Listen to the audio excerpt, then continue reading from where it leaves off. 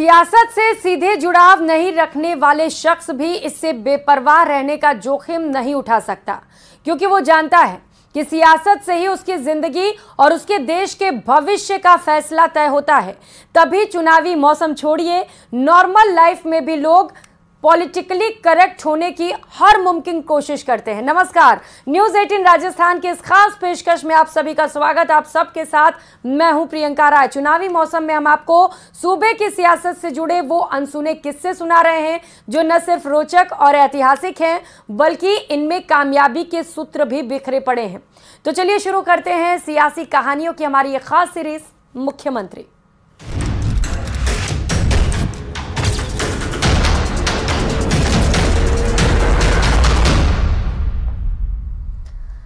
जहां की राजनीति में क्षत्रियों, जाटों और ब्राह्मणों का वर्चस्व रहा हो, वहां अगर जाति से माली और पेशे से जादूगर का एक बेटा खुद को कांग्रेस के सबसे बड़े नेता के रूप में स्थापित कर ले तो उसे जादूगर नहीं तो भला और क्या कहा जाए।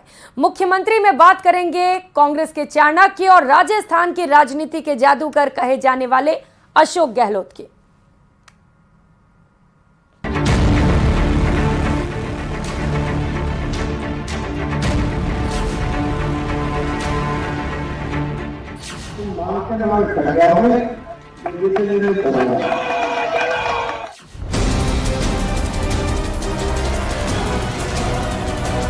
अशोक गहलोत सियासत का वो सौम्य चेहरा जिसका जादू मतदाताओं के सिर चढ़कर बोलता है।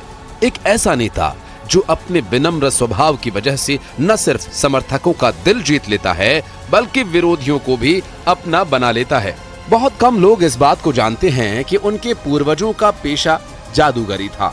अशोक गहलोत ने भी अपने पिता से जादू सीखा था और कुछ वक्त के लिए इसे अपनाया भी था, लेकिन ये उनकी नियति नहीं थी। उन्हें तो सियासत के मैदान में रहकर मतदाताओं पर जादू करना था और वो इसमें कामयाब भी रहे। अभी अशोक गहलोत न सिर्फ सूबे के मुखिया बल्कि राजस्थान कांग्रेस के सबसे वरिष्ठ नेता भी हैं।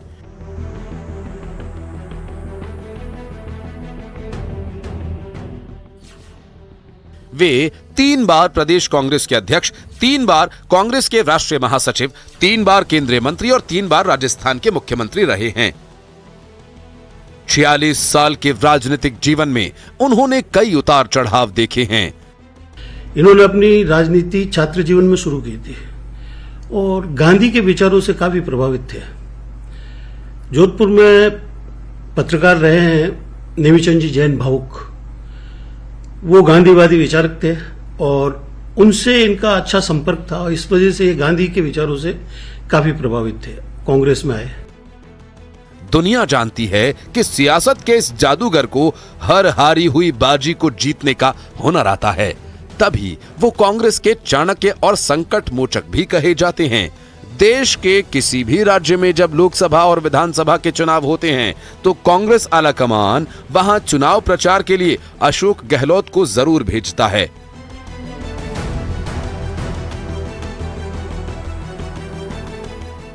सहज अंदाज से लोगों को अपना मुरीद बनाने वाले अशोक गहलोत का जन्म 3 मई 1951 को सूर्यनगरी जोधपुर में हुआ। पिता लक्ष्मण सिंह गहलोत जादूगर थे। अशोक गहलोत ने विज्ञान एवं कानून में ग्रेजुएशन पूरी करने के बाद अर्थशास्त्र में पोस्ट ग्रेजुएशन की। 1972 में बीएससी की पढ़ाई पूरी करने के बाद घर वालों ने जोधपुर से 50 किलोमीटर दूर पिपाड़ में खाद और बीज की दुकान खुलवा कर दे दी, लेकिन धंधा चला नहीं। गहलोत घर लौट आए और नए सिरे से पढ़ाई शुरू कर दी। गहलोत कभी हार मानने वालों में से नहीं रहे। करियर के शुरुआती दिनों में ही हार का सामना उन्हें करना पड़ा, लेकिन उन्होंने अपने हौसले नहीं टूटने दिए।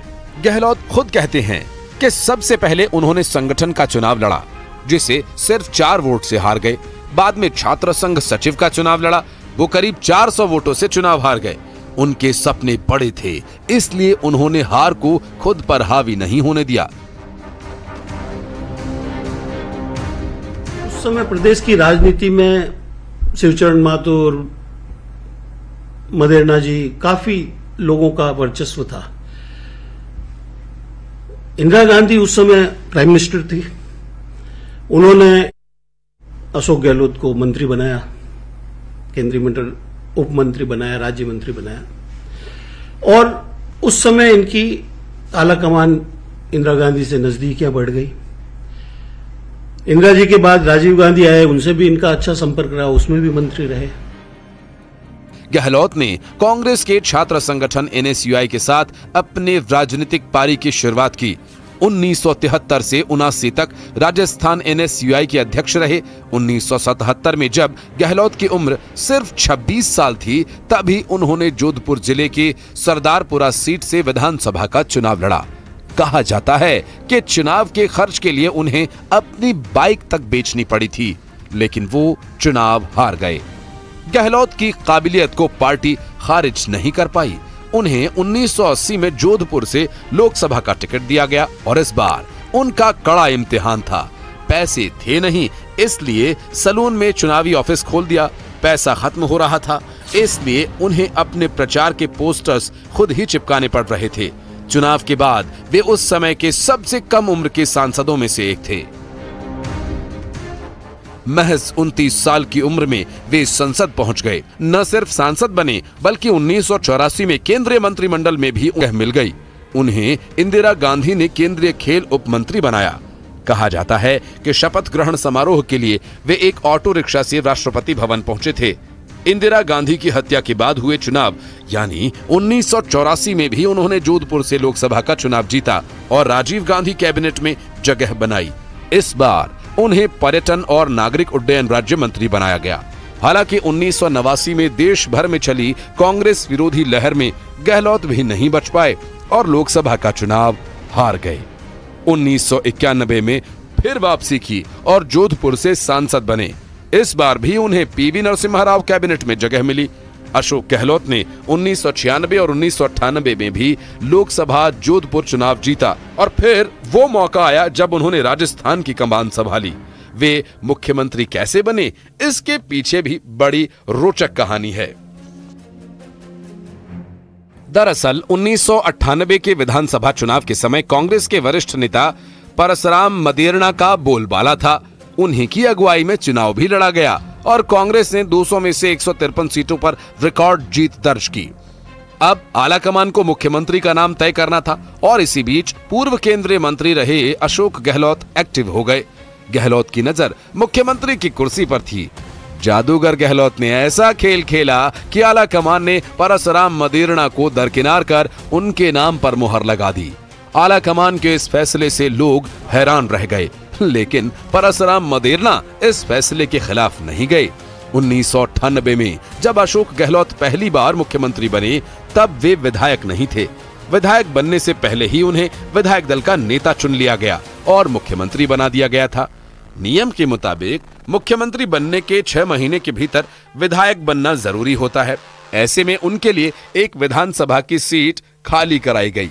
जोधपुर में सरदारपुरा विधानसभा सीट अशोक गहलोत के लिए खाली कराई गई। फिर उपचुनाव में अशोक गहलोत विधायक चुन लिए गए। 2003 तक अशोक गहलोत राज्य के मुख्यमंत्री रहे। 2003 में राजस्थान में बीजेपी की जीत हुई और सत्ता अशोक गहलोत के हाथ से निकल गई। 2008 के चुनाव में एक बार फिर कांग्रेस की वापसी हुई तो अशोक गहलोत को ही राज्य की कमान सौंपी गई। 2013 में अशोक गहलोत अपनी सत्ता नहीं बचा सके और प्रदेश में बीजेपी की सरकार बनी, लेकिन फिर 5 साल बाद 2018 में कांग्रेस ने वापसी की। हालांकि इस बार सीएम पद को लेकर पेंच फंस गया। पायलट जब आए, सचिन पायलट राजस्थान की राजनीति में, वो अपवाद स्वरूप आए। उनका आलाकमान राहुल और प्रियंका सोनिया से पहले से संपर्क था। अशोक गहलोत के साथ साथ तत्कालीन PCC chief Sachin Pilot CM पद के प्रबल दावेदार थे, जिसके कारण कई दिन तक रस्साकशी चलती रही। आखिरकार विधायकों ने गहलोत पर विश्वास जताया। साथ ही गहलोत आलाकमान को अपने भरोसे में लेने में भी कामयाब रहे और तीसरी बार राज्य के मुख्यमंत्री के रूप में प्रदेश की सत्ता संभाली।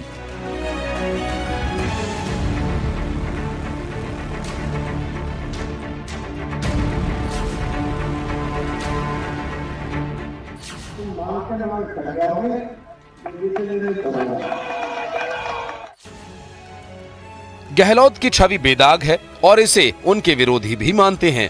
अपनी छवि को लेकर वे बेहद सजग भी रहते हैं। यही वजह है कि आज तक उन पर कोई बड़ा आरोप नहीं लगा। इसे अशोक गहलोत का जादू कहें या फिर राज्य में राजपूतों, जाटों और ब्राह्मणों का वर्चस्व, जहां माली जाति के इस नेता ने अपनी गहरी पैठ भी बना ली। अपने तीसरे कार्यकाल से पहले 4 साल मुख्यमंत्री गहलोत अंदरूनी सियासी संग्राम से जूझते रहे हैं, लेकिन इस साल चुनाव को उन्होंने पूरी तरह से घोषणाएं करने और उन्हें अमली जामा पहनाने का साल बना दिया। देखना है योजनाओं के दम पर रिवाज बदलने का उनका भरोसा कितना कामयाब हो पाता है। Bureau report, news 18।